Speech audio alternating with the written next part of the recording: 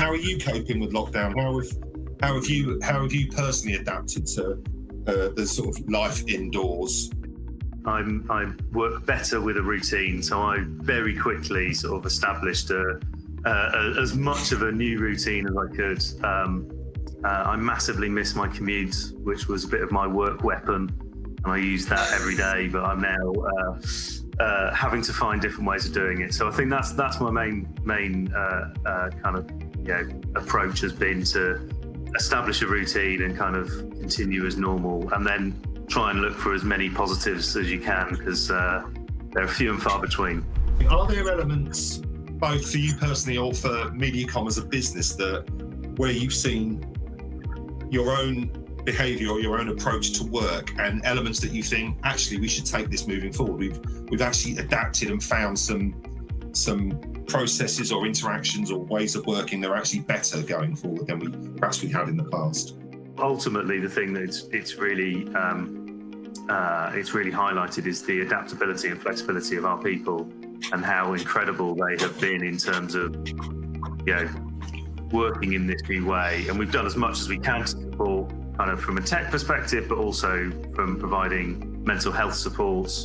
We have 2 weekly check-ins from a mental health perspective with our mental health allies. We have mindfulness sessions that run twice a week. We have one-to-one support for people who are finding it difficult.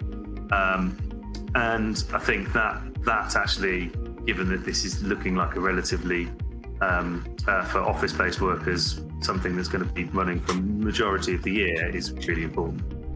What about in terms of broader consumer behaviour? Obviously, given your UK's largest agency, I'm guessing you've been keeping a fairly close eye on what's happening in terms of changes of consumer behaviour. What have you seen from that, and how do you feel like that's going to impact longer term?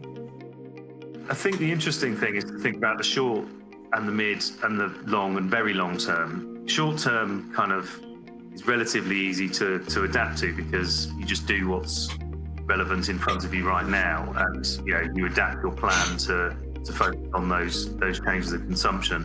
The mid-term is actually the most difficult bit, because that is dependent on how we come out of lockdown and how what trends will stick. And I think probably the 2 or 3 the most interesting, I think for this audience potentially, is location. So location media.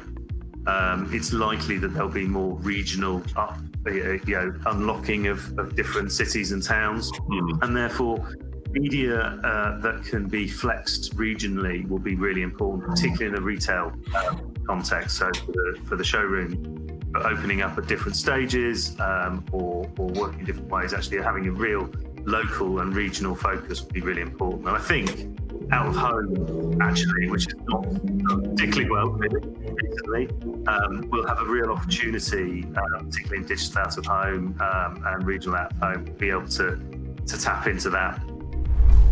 What about in terms of that speed and dynamism around, in terms of content or in terms of changing plans depending on behaviour? Have there been any specific innovations either you've seen in media or from your clients, or just generally in life, that you think, well, that's really impressive, the way that business or that company have reacted?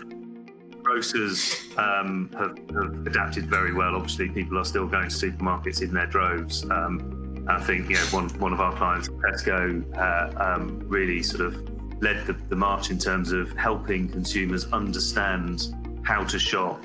They looked after their employees incredibly well, and they've adapted to kind of a new way very, very quickly. And I think that level of flex that they built into their business, whilst craziness was going on, quite a lot of businesses have been able to sort of sit back and think about how they're going to open. The grocers couldn't do that, and they had to continue to provide a service whilst all this was going on. So the ability to do that has been really impressive.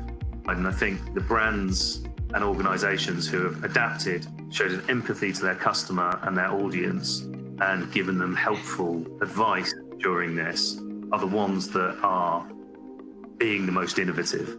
But it's not tech-based innovation, it's human innovation.